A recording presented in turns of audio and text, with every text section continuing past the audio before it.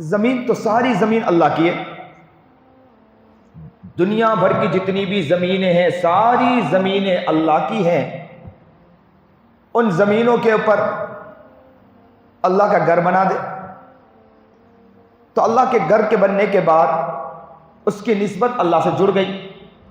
جب نسبت اللہ سے جڑ گئی تو اس زمین کا مقام دوسری زمینوں کے اوپر بڑھ چکا، اور کتنا مقام بڑھا، کتابوں میں لکھا ہے کہ مقام اتنا بڑھ جاتا ہے کہ دنیا بھر میں جتنی جگہ پر اللہ کا گھر بنا ہے، جس زمین پر بنا ہے، وہ ساری زمین کو کل قیامت کے دن جمع کیا جائے گا بیت اللہ کے اندر، اور بیت اللہ کو جنت کا ایک حصہ بنا دیا جائے گا۔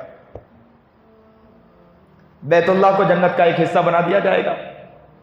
پتہ یہ چلا کہ یہ جو مسجدیں ہیں جس زمین پر قائم ہیں، وہ زمین ایک نہ ایک دن جنت کا حصہ بننے والی ہے۔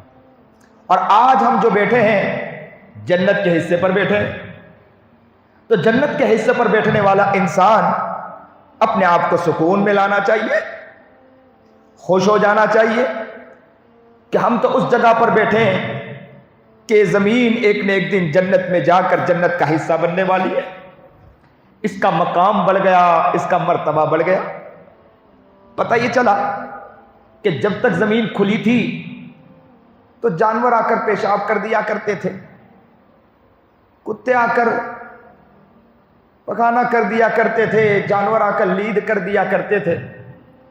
لیکن جب مسجد کی جگہ ہو گئی اور مسجد تعمیر ہو گئی تو جانور کا آنا انسان بند کر دیتا ہے، اور انسان جس جگہ جس زمین پر چپل پہن کر چلا کرتا تھا اس جگہ پر چپل لے کر نہیں جاتا۔ کیوں چپل لے کر نہیں جاتا؟ اس لیے نہیں جاتا کہ اس کی نسبت اللہ سے جڑ گئی۔ جس کی نسبت اللہ سے جڑ گئی وہاں پر بے احترامی انسان چھوڑ دیتا ہے۔